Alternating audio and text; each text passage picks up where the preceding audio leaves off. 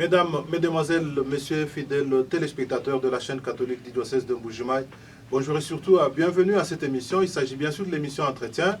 Entretien, c'est une émission qui a été organisée pour recevoir les différents candidats à la députation nationale, tout comme à la députation provinciale. Aujourd'hui, très spécialement, nous allons recevoir M. John Ngabou Kabwidi, c'est comme ça qu'on l'appelle. Il est candidat à la députation nationale, si je ne me trompe pas, provinciale bien sûr. Et puis son numéro c'est le 665. Donc nous allons parler avec lui aujourd'hui. Il va nous dire pourquoi il a préféré postuler à la députation provinciale, qu'est-ce qui l'a poussé à le faire et quelles sont les motivations profondes qui ont fait qu'il puisse plutôt, en tout cas, postuler à la députation provinciale. Alors, il va aussi nous donner ce qu'il envisage faire au moment où il peut être élu comme député provincial du Kasaï-Oriental et quelles sont ses ambitions, effectivement. C'est ce qu'on va essayer de découvrir tout au long de cette émission qui commence. Monsieur John, bonjour. Bonjour, monsieur le journaliste. Je dis bonjour à tous nos téléspectateurs qui vont nous suivre à travers cette émission. Nous sommes très heureux de vous recevoir aujourd'hui et il faut dire même que c'est une fierté pour nous de vous recevoir dans le cadre de cette émission. C'est très important pour nous aussi parce que nous sommes habitués à échanger avec les différents candidats pour qu'ils nous disent effectivement quel est leur projet de société, qu'est-ce qu'ils veulent faire pour cette population. Alors dites-nous, qu'est-ce qui a fait que vous puissiez accepter de devenir député provincial, donc que vous puissiez postuler à la députation provinciale? Merci mon frère. Je dis merci pour la question, pour sa pertinence en principe. Moi je réponds de John Ngabou Kabwidi. Je suis un ingénieur en bâtiment et travaux publics de l'INBTP. J'ai évolué à Kinshasa et je suis allé en Europe. Je fais des différentes études, des différentes formations. Et là où je travaille comme ingénieur cadre d'une entreprise de construction.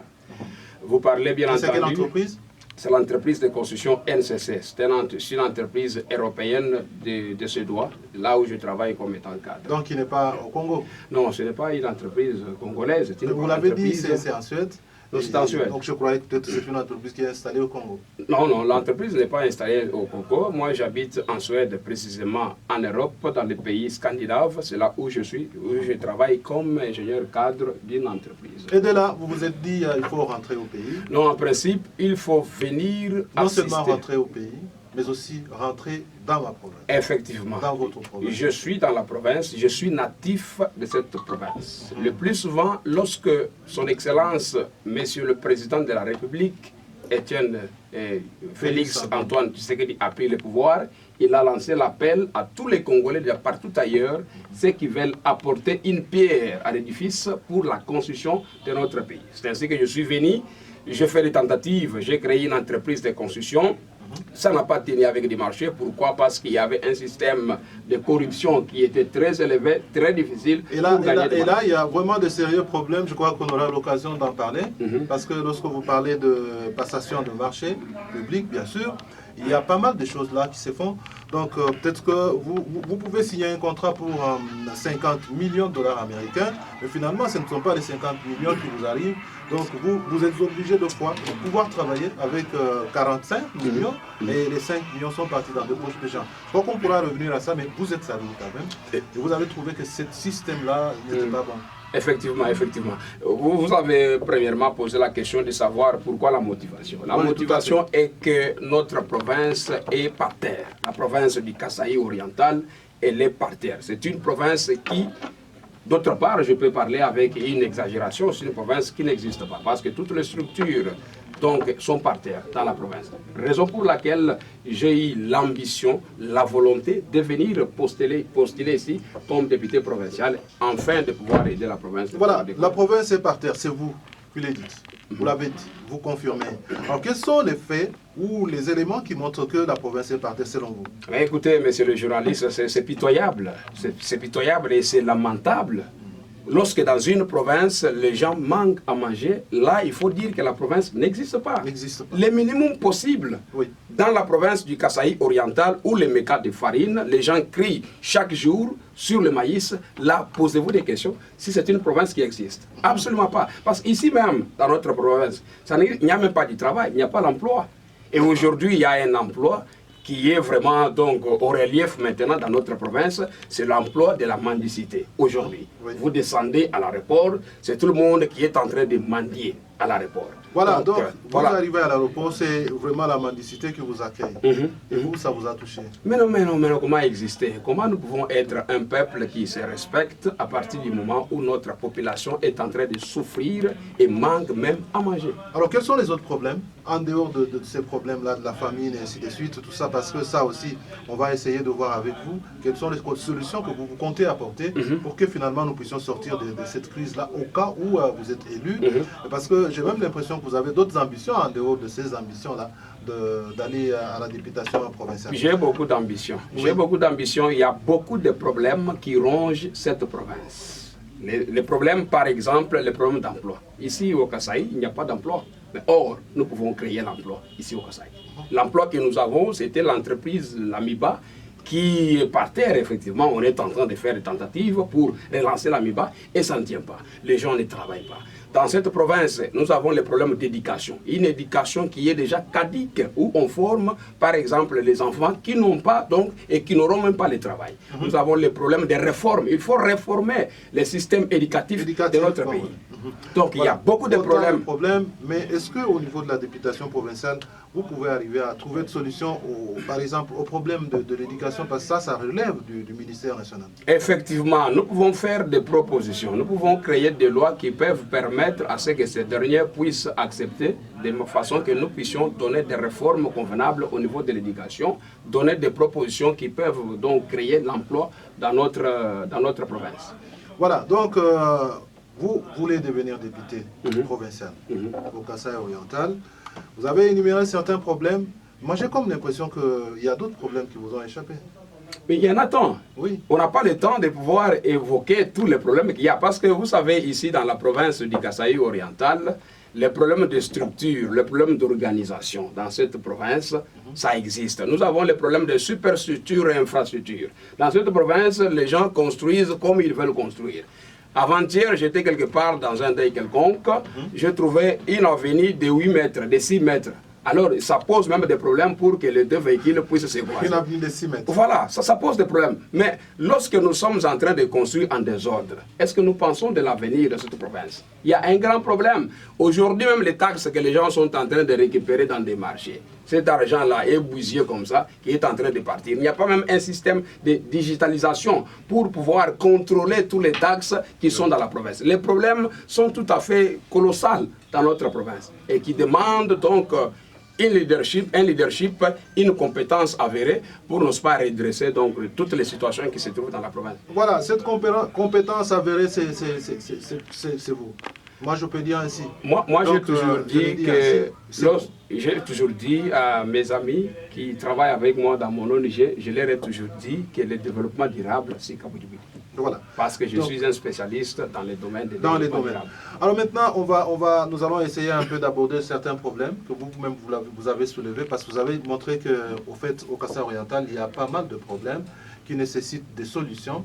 Alors je voudrais que nous puissions, parce que vous allez être élu député provincial, donc vous serez maintenant face de ce problème-là, et que ce problème-là vont chercher à être résolu par vous, par des idées que vous allez donner. Alors, commençons avec l'enseignement, par exemple. Dans le domaine de l'enseignement, qu'est-ce que vous, une fois élu par exemple, vous comptez préconiser? Quel type d'enseignement voulez-vous proposer à notre gouvernement? Laissez-moi vous dire, messieurs les journalistes et tous nos téléspectateurs qui nous suivent à cet instant, plusieurs députés qui parlent de voter, voter, voter. Donc le pouvoir d'un député provincial est colossalement limité. Un député provincial a des difficultés, a des problèmes. Son rôle, c'est de pouvoir proposer les lois qui peuvent aider la population, plutôt notre province, à avancer et progresser. Effectivement, c'est au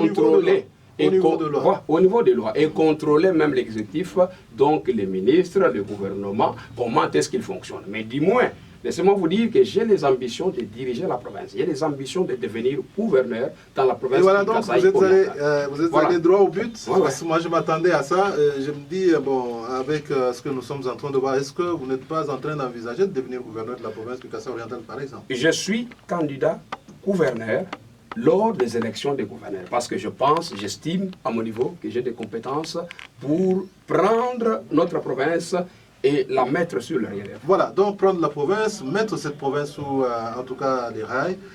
Dites-nous maintenant dans les domaines de l'enseignement, si en tout cas vous êtes à l'Assemblée provinciale du Kasaï oriental, quelles sont les propositions que vous aurez à faire pour que les systèmes éducatifs ici chez nous, par exemple, puissent s'améliorer. Parce que c'est vrai que vous, ici, au niveau de la province du Kasaï oriental, vous serez un peu limité. Mais maintenant, je crois que vous avez aussi la possibilité de le faire et proposer aux sénateurs, parce que vous allez élire vous-même, les sénateurs. Donc ce sont vos gens, donc des gens que vous allez élire au niveau de l'Assemblée provinciale qui vont aller au Sénat. Donc qu'est-ce que vous pouvez envisager comme proposition à faire, à donner aux sénateurs qui vont aller là-bas? En ce qui concerne les enseignements, je vous ai dit au départ que l'enseignement que nous avons dans notre province, ce sont les enseignements purement cadiques. Aujourd'hui, nous avons seulement la pédagogie, nous avons maths physique, la biochimie. Un enfant qui termine en biochimie, il va faire quoi ici au Congo? Il va faire quoi ici au Kasaï? Celui qui termine maths physique, il fera quoi? Aujourd'hui, lorsqu'on parle de développement durable, on voit la technologie. Il faut qu'il y ait la formation purement technique qui peuvent permettre la province à décoller et aussi professionnelle. Professionnelle, bien entendu. Vous voyez ça? C'est là où il faut faire des réformes. Les enfants doivent apprendre le métier. Les enfants doivent aller dans des écoles purement techniques. Et ces écoles-là, il faut les créer. Moi, je viens de la Suède. Il y a tant mal de formations purement techniques. Vous terminez comme ça, vous êtes directement engagé et vous travaillez. Pas des longues histoires là-bas. Non, non, non. Avec des formules, avec des formules, avec des intégrales, avec des différentiels que vous ne voyez pas, que vous n'allez pas mettre en pratique. Vous voyez ça? Il faut apprendre les choses purement pratiques qui peuvent permettre aux enfants de travailler, d'accéder à l'emploi. Voilà, donc c'est ce que le chef de l'État était en train de préconiser lui-même, parce que lui, il dit qu'il faut vraiment que les enfants puissent suivre la formation professionnelle aussi, parce que c'est important dans la vie, parce qu'il ne faudrait pas que ce soit toujours des enfants qui, en fait, ils vous développent des théories et tout ça, mais sur le plan pratique, on ne voit absolument rien. Donc il faut absolument qu'on aide les enfants à apprendre certains métiers qu'ils peuvent exécuter directement pour pouvoir se retrouver dans la vie. Alors, parce que là, vous avez parlé de l'enseignement, je voudrais passer aussi à la santé, parce que le chef de l'État lui-même, il fait déjà des efforts de ce côté-là, côté santé. Mais en fait, sur le plan provincial, il faut dire que ce n'est pas le chef de l'État qui va être partout. Vous, en tant que député provincial, qu'est-ce que vous pouvez proposer pour que de ce côté-là, de la santé, ça puisse aussi s'améliorer? C'est purement pitoyable de ce côté-là. C'est pitoyable. Je vous ai dit au départ que la province est par terre. Bon, il y a des gens qui peuvent avoir leurs ambitions et pourtant parfois avoir aussi des idées contraires par rapport à ce qu'ils sont en train d'évoquer. Parce que nous sommes en pleine campagne. J'ai sillonné presque partout. Dans les endroits où j'ai sillonné, je n'ai trouvé aucun dispensaire, aucun polyclinique. Dans tous les coins là, je leur ai posé la question, mais si vous tombez malade, vous allez où? Oh, si nous tombons malades, nous allons à Bonzola. À Bonzola, d'abord, on n'a pas de route. Oui, la distance. Mais la distance. Qui est sérieusement voilà, malade, les routes sont délabrées. Moi, je me pose des questions dans cette province. Est-ce que les gens pensent que la population existe dans cette province pour mettre cette population-là dans de bonnes conditions, afin que si quelqu'un est malade, puisse être soigné? C'est ça les grands problèmes. Ah oui, et maintenant vous, là, vous allez vous retrouver devant ce problème. Et surtout que vous voulez devenir gouverneur de la province du Kasaï oriental. Qu'est-ce que vous ferez? Non, en tant que gouverneur ou en tant que député? Député, d'abord. En tant que député... Parce que je souhaite que vous puissiez le devenir. Bien sûr, je deviendrai député parce que j'ai une masse derrière moi qui me soutient, qui va voter pour moi. Bon, en tant que député, il y a beaucoup de lois que je vais proposer. D'ailleurs, moi, je suis un consultant projecteur en prévention des incendies. Je fais les études d'incendie. Donc, les études d'incendie, c'est différent des études des sapeurs-pompiers. Moi, voilà, je peux proposer des lois. Parce que dans mon ONG, j'ai formé déjà des sapeurs-pompiers. Je peux proposer une loi de protection des personnes et leurs biens contre les incendies. Cette loi-là va donner du travail, va donner l'emploi à beaucoup de Congolais qui sont comme étant des sapeurs-pompiers. Ça, c'est une des choses. Je peux proposer les lois dans les domaines de superstructures et infrastructures. Moi, je suis un projecteur, planificateur des ouvrages de construction et je travaille dans ce domaine-là. Il y a plusieurs lois que je peux proposer dans ce domaine pour assainir la ville de Mbujimayi ou la province, bien entendu. Parce qu'il n'y a pas que la ville de Mbujimayi. Quand vous devenez un député provincial, ça veut dire que vous avez la charge et de la ville de Mbujimayi et aussi des territoires. Parce que lorsque vous allez commencer à parler, c'est vrai que vous serez député, par exemple, élu de la ville de Mbujimaï, mais la situation générale de la province va vous concerner. Effectivement, mais il y a des coins où il n'y a même pas de centre de santé. C'est ça le problème. Où il n'y a même pas... des petits centres de santé n'existent pas. Où il faut absolument que, par exemple, les députés puissent veiller à ça et suivre le gouvernement pour que ça soit effectif. Mais quand quelqu'un est ministre de Santé, lorsqu'on donne quelqu'un la responsabilité d'être ministre de Santé, ce dernier fait quoi? C'est ça le grand problème, parce que vous prenez un juriste, vous le mettez à la santé, il va faire quoi? Quand vous prenez un juriste, vous le mettez à l'agriculture, il fera quoi? Non, il faut la mérite, il faut que chacun mérite le poste qu'il doit travailler. C'est ça le problème que nous avons. Vous voyez ça, nous avons des ministres qui ne savent quoi faire, parce que parfois c'est un historien, on l'a mis là-bas dans la superstructure, c'est un diplômé en histoire, un diplômé en théologie, quoi que ce soit, un pasteur, il est là, mais il ne sait quoi faire. C'est ça le grand problème. Oui, nous sommes en train de parler avec le 665, c'est M. Dian. Donc, Kabouidi Bouidi, candidat député provincial du Kassai oriental. Parlons maintenant de l'emploi, parce que ça aussi, c'est un problème sérieux. Quand vous regardez dans la province, c'est vrai qu'il y a beaucoup de jeunes qui chôment. C'est ce qui fait que nous puissions avoir des fois des problèmes. Parce que l'insécurité dont nous parlons ici vient de fois de là. Et surtout de là. Parce que ces jeunes n'ont rien à faire. Ils manquent du travail. Alors ils se disent, mais comment ils peuvent trouver de l'argent? C'est comme ça que vous les voyez nombreux là en train de suivre les gens, tout ça. Vous, une fois devenu député, et comme nous sommes en train de projeter déjà que vous serez gouverneur, qu'est-ce que vous faites? Vous parlez de l'emploi. Oui. Moi, j'ai même parlé à beaucoup de frères que mon objectif à moi, c'est de donner l'emploi aux Congolais. Mais les gens ne comprennent pas ce qu'ils sont en train de leur parler. Les gens visent de l'eau. Donne-moi de l'eau, donnez de l'eau, donnez de l'eau. Mais moi, j'ai dit, je dois investir pour donner de l'emploi aux Kassaïens. Parce que d'ici demain, le samedi, je vais donner l'emploi à des couturiers. Comment ça? J'ai une ONG où j'ai engagé les professeurs, je leur paye l'argent, les enfants étudient gratuitement. Gratuitement. On a commencé depuis le mois de février. Et je trouvais qu'il y a des jeunes filles qui sont déjà des tailleurs, qui cousent très bien, sans problème, qui se défendent très bien. Acquis, voilà. J'ai acheté des machines de coudre, des zigzags, des bordures, des borderies et consorts. Bon, cette machine est arrivée, venant de l'Europe, c'est arrivé.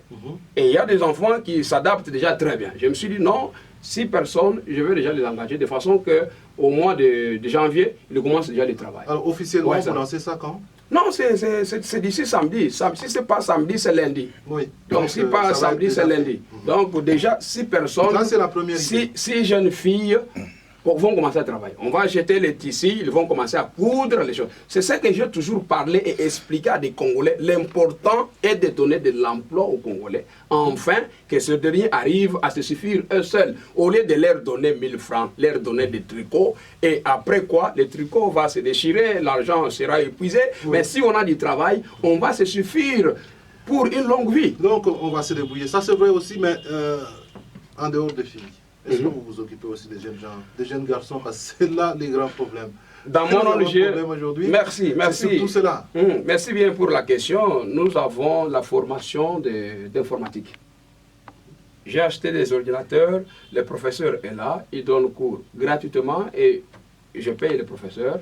Mais posez-vous des questions, il y a combien de gens qui viennent là-bas? C'est ça le problème. J'ai été à la radio, on a parlé, on a insisté, mais c'est environ 12 garçons qui viennent à l'informatique. Est-ce que vous ne trouvez pas que c'est aussi un problème du domaine? Voilà. Parce que le domaine que vous avez choisi, c'est peut-être un domaine qui nécessite un peu de connaissances pour que l'on s'adapte. Mais laissez-moi vous dire que le développement durable, c'est l'informatique.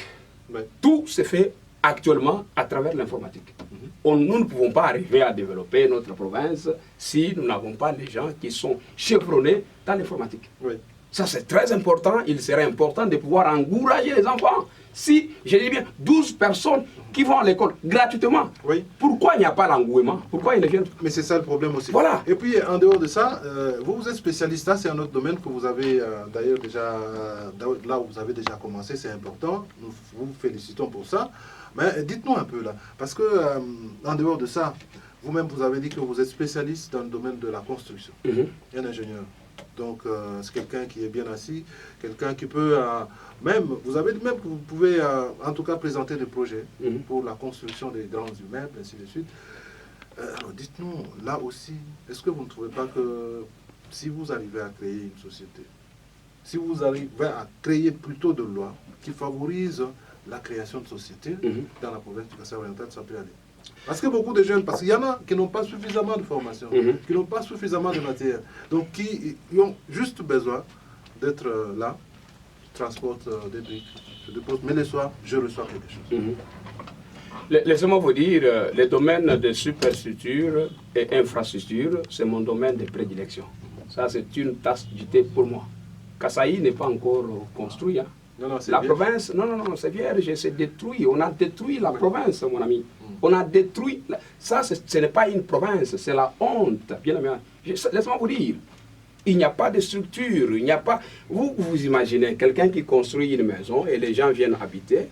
Une maison qui n'a pas été contrôlée par les contrôleurs ou bien les domaines, les gens qui connaissent les domaines. Et là, vous allez aller dans ce sens-là pour que finalement qu'il y ait aussi des lois. Il doit y avoir des lois. Vous voulez construire, il doit y avoir l'autorisation de bâtir donnée en bonne et due forme. Et vous devez avoir les cahiers de charges. On ne peut pas construire sans cahier de charges. Il doit y avoir chaque immeuble, chaque bâtiment en matériaux durables, il doit y avoir un cahier de charges. Lorsque je parle d'un cahier de charges, c'est de mettre l'ordre dans le domaine de superstructure et infrastructure. C'est très vaste, c'est beaucoup de choses que nous pouvons comment expliquer sur ce plateau ici.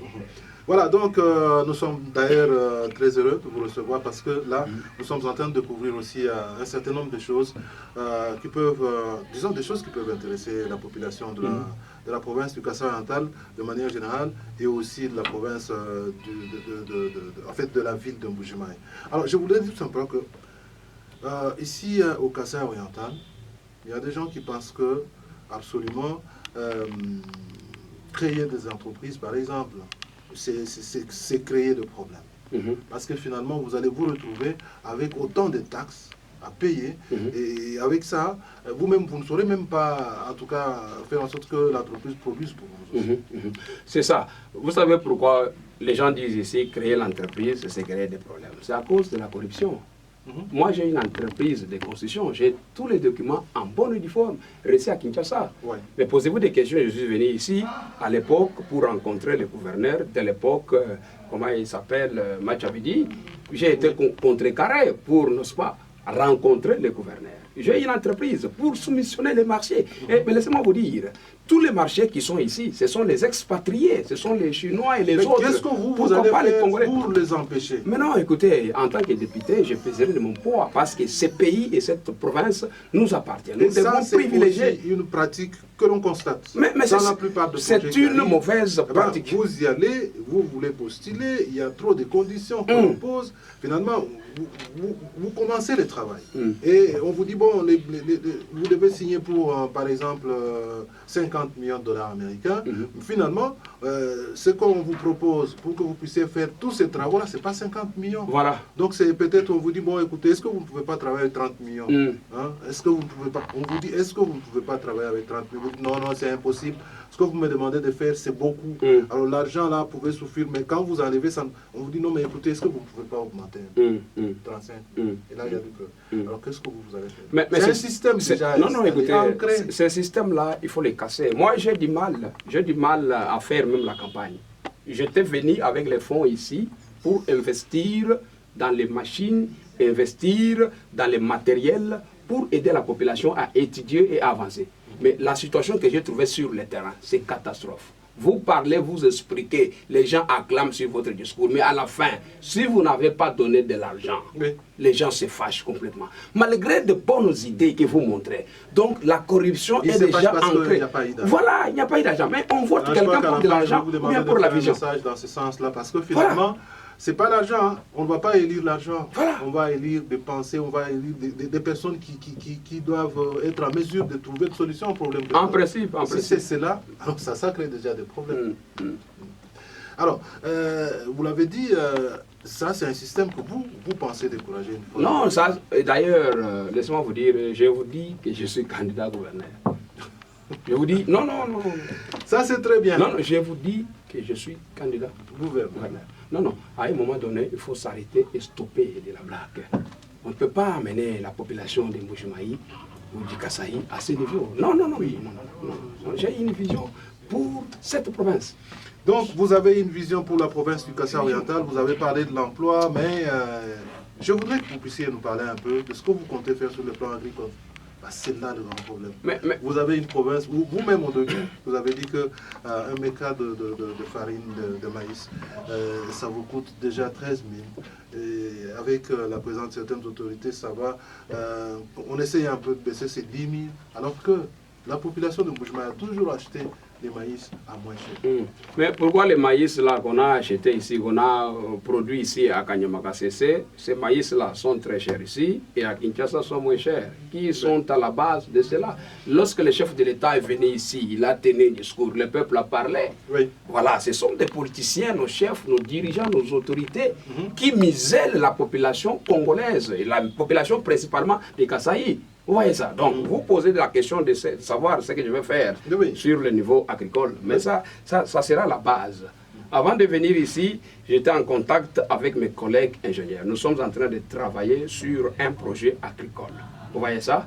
Pour, n'est-ce pas, recenser, il y en a combien qui travaillent dans ce domaine là-bas, combien nous pouvons ajouter, nous avons combien de populations, quel est le nombre de la consommation qu'il faut pour la population du Kassai. Parce qu'on ne peut pas se lancer dans les projets sans connaître combien sommes-nous dans la province et qui sont ceux-là qui travaillent dans le domaine agricole, combien nous pouvons ajouter et comment nous pouvons travailler pour avancer. Je pense bel et bien que dans le domaine d'agriculture, ça sera un domaine privilégié, enfin d'abord de donner la population de notre Kasaï à manger. Je voudrais que la population vous écoute effectivement. Lorsque vous parlez d'agriculture, domaine privilégié, ça c'est important. Quelles sont les actions, par exemple, que vous pouvez en tout cas mener dans ces domaines-là qui prouvent qu'effectivement, vous êtes en train de considérer l'agriculture comme votre domaine privilégié? Laissez-moi vous dire d'abord, avant de venir ici, quittant de l'Europe, j'ai été en contact avec des entreprises suédoises. Je leur ai dit que je suis candidat gouverneur dans ma province. Vous pouvez m'aider. Cette entreprise, la première entreprise, est une entreprise spécialisée dans le domaine d'eau potable. Ils nous ont dit, au cas où tu es élu gouverneur, parce que nous voulons le marché passer avec toi, votre signature, au lieu de passer par l'entremise d'une autre personne. Cette entreprise a accepté de m'accompagner en fait de donner l'eau potable aux Kasaïens. En dehors de cela, nous sommes en conversation avec une autre entreprise qui travaille pour la transformation de l'argile. Vous voyez, vous avez l'argile ici, les gens ne connaissent pas l'importance de l'argile. Vous avez posé la question du travail. Oui. Moi, j'ai dit que oui, c'est le travail. Oui. Vous voyez ça. Donc, cette entreprise-là travaille à la transformation de l'argile. Qu'est-ce qu'on fait avec l'argile? On transforme l'argile devient une matière première. Cette matière-là, on l'utilise pour la construction de routes à dessert agricole. Pas de bitume, pas quoi. Seulement les matériaux utilisés à base d'argile. On peut donc couler des routes de longue distance pour transporter les matériaux. Vous voyez ça. Avec cette argile-là, on fabrique les matériaux qui vont lutter contre l'érosion. Ici, nous avons les érosions par-ci, par-là, les ravins, ainsi de suite. Les mêmes matériaux fabriqués à partir de l'argile, on fabrique cela pour lutter contre l'érosion. Et surtout que l'argile, nous en avons ici. Nous avons l'argile partout. Mais les gens, nous avons eu donc des ministres d'innovation et recherche scientifique. C'est ça là où ils devraient faire des recherches scientifiques pour faire sortir quelque chose de bon. Vous voyez ça. Mais cette entreprise-là, ils m'ont promis, ils vont m'accompagner au cas où je serai élu gouverneur. Voilà. De la province du Kassai. Effectivement. Alors, à ce qui concerne, vous parlez de l'agriculture. Oui. Vous savez, nous avons des terres non cultivées presque partout. Nous avons des terres. C'est question de voir les endroits où nous pouvons donc projeter des projets agricoles. Oui. Vous voyez ça? Les engins, on peut les trouver. On peut signer les contrats avec d'autres pays qui ont des engins. Les engins, même en Europe, il peut y en avoir. On peut aller consulter ou avoir contact avec des entreprises qui peuvent nous donner des engins. Et même motiver même les paysans à travailler. Parce qu'aujourd'hui, quelque chose, nous les Kassaïens, nous sommes devenus de paresseux. Il y a beaucoup de Kassaïens qui sont des paresseux, qui parlent que nous mourrons, mais ils ne veulent pas travailler. C'est question de les encourager, de les motiver à se mettre au champ de travailler. C'est vrai, parce que vous voyez, quand vous dites à quelqu'un, bon, vous ne travaillez pas, vous êtes, c'est pas moi, une personne qui n'aime pas travailler, effectivement, mais c'est parce que, par exemple, lorsqu'il y va, il n'a pas de techniques, il n'a pas de semences, il n'a pas suffisamment de matériel pour pouvoir faire ce travail-là. Il peut juste cultiver sur peut-être 50 mètres. Et quand il va par exemple au moment de la récolte, il ne trouve pas grand-chose. Il se décourage. Je comprends. Mais à l'époque, on n'avait pas de semences. À l'époque, les gens travaillaient, les gens allaient au champ pour se suffire. Les grands dans leur maison. Vous voyez ça? Maintenant, il n'y a pas de maïs dans les marchés et gardent les maïs dans leurs conteneurs et consorts. Après, lorsqu'il y a la crise, ils font sortir cela pour hausser les prix. Ça, c'est la destruction de notre population. C'est sûr que ce sont les députés. Non, et que lorsque vous serez député, vous ne ferez pas ça. Mais écoutez, nous devons avoir la moralité. Nous devons avoir la moralité. Il y a un moral, ça se pose à tous les niveaux. Je crois qu'aujourd'hui, il y en a même qui sont dans cette sphère-là, politique. Lorsque on commence à suivre, on sent que ça ne va pas aussi. Mais laissez-moi vous dire, quand un député... Quelle est la lutte que vous allez mener maintenant dans cette sphère? Écoutez, mais... Vous-même, vous allez vous retrouver là. On va se battre avec eux. Moi, on va se battre. Vous allez vous battre? Non, nous allons nous battre pour ce pays-ci. Vous voyez ça? Vous vous imaginez quand un député va quelque part, il commence à donner de l'argent comme ça, au vu aussi de tout le monde. Quand un député, une députée qui arrive soit dans une église, qui commence à partager les pagnes, ainsi de suite. Ça, c'est la corruption. Ça, c'est la destruction. Vous êtes en train de détruire la mentalité du peuple congolais. Allez avec les discours, parlez de quoi est-ce que vous allez faire, que les gens puissent vous voter par rapport à votre vision, par rapport à ce que vous dites. Mais au lieu de donner de l'argent que vous avez tiré dans la caisse de l'État pour que les gens arrivent à voter, ça, ces pratiques-là doivent vraiment cesser. Voilà, nous avons parlé de beaucoup de choses. Nous avons parlé de l'agriculture, nous avons parlé de l'enseignement, nous avons parlé de la santé. Bon, en fait, nous avons parlé aussi de l'emploi, très important.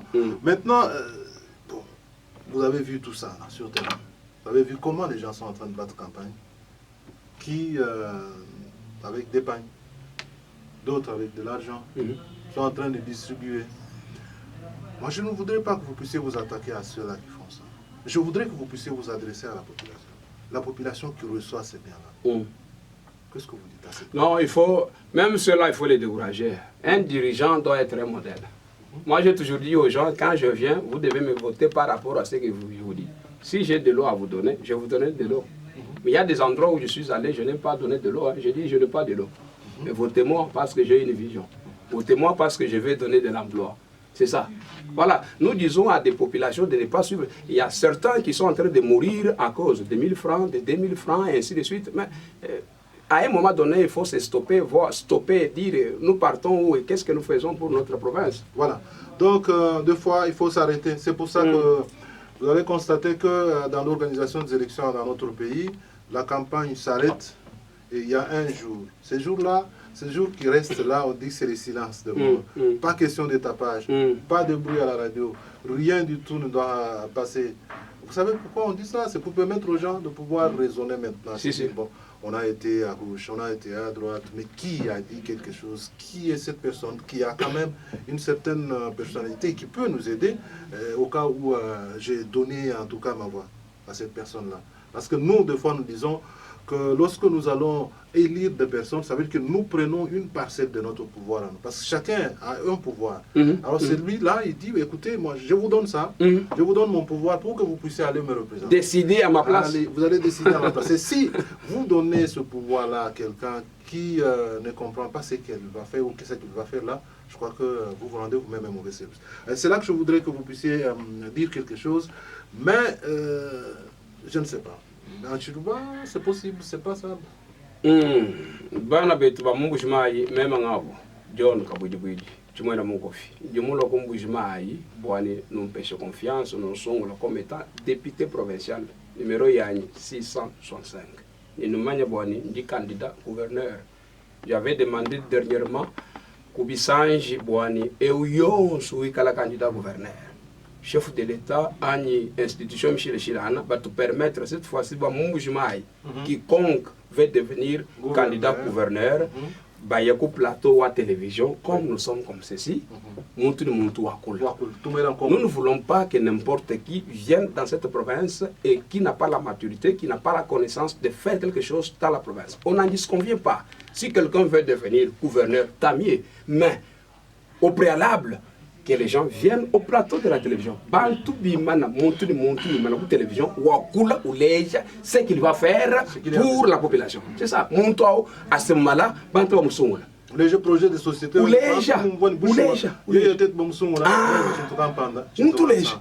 Munchi koso, bumso pide bwani, unvuija malu manena a wewo a mwenza ni adu jingo ba kwenza bena kasara. Bana beto muka sa d'abord même ni muteka ONG kwa bakende en face wambu ilambere. Muteka ONG kunto balonga ba tayere balonga chanana, ba saper pompier balonga chanana, ba bena informatique balonga chanana.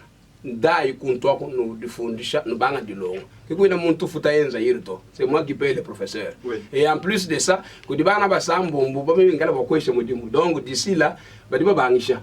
Bon, machine à bilamba, alou à mazikizaka, ma borderie, alou, on va présenter ça. Bon, bana tu vas occuper, banga des embouts, kunde que nous commandons, ne va être qu'à des photos. Voilà, tout ça c'est moi, votre frère, qui est en train de le faire. Mais même les le, moucha la député.